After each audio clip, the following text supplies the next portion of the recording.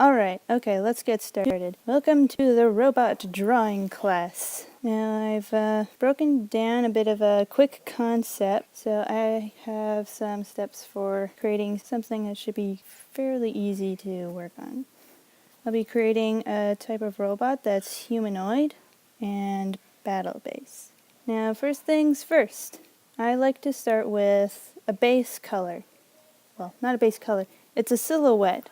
So using the pen tool, I like to use the calligraphy one because it has a nice boxy shape to it, which is ideal for robots.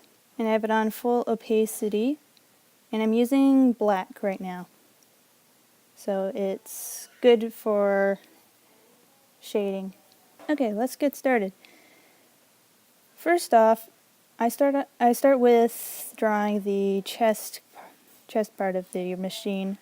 Now, having a basic idea of anatomy is ideal here because we can use some of those mechanics and transform them into mechanical parts, so it looks like something that can move naturally.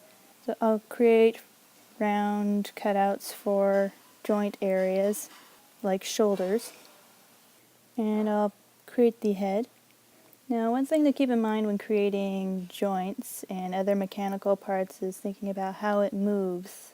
Like for the neck, for example, I have a lot of breaks in the neck so that it can move freely, because one problem I see in machine concepts a lot is where they compact everything too closely. It starts to look a lot like a brick, and it doesn't look like it can move properly. So I like do the same thing I did with the neck with the body, well, the waist-like area. Now when it comes to joints, I like to keep them round, and it's important to think of how they move because there are a lot of different kind of joints you can come up with. So again, just keeping general anatomy in mind and blocking in parts of the machine.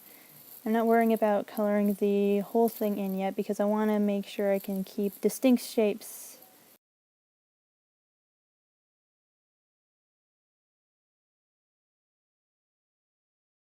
Okay, so this is our general base to work with. Now it's still kind of rough looking, so what I'm going to do is go in and change the pen into an eraser tool, which you can do in the options. And we're going to shave down some of the parts and shape it a little bit.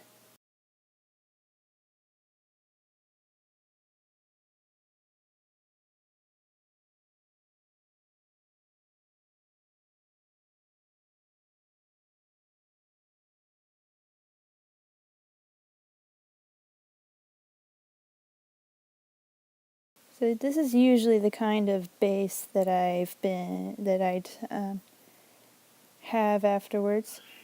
Well, I have a pretty clear idea as to where parts are, where they're going to be.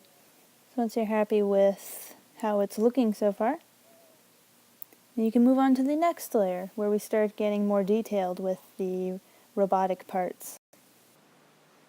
I'm going to work on breaking the head up into some parts because it's not going to all be in one piece. So I like to start with the forehead, and I'll work on the cheek, and I always like to make sure that I leave a cutout spot for the eye. Again, we do what we did with the neck, with the waist. Another thing to consider, I'm only really adding the gray where light's going to hit because the black base acts as a shadow, so don't worry about coloring the whole thing with the gray.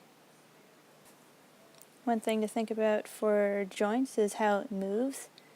Like, if you're short on ideas, you can look at some action figures. Typically in the shoulder, you'll see something like a ball joint or something that can pivot in two directions.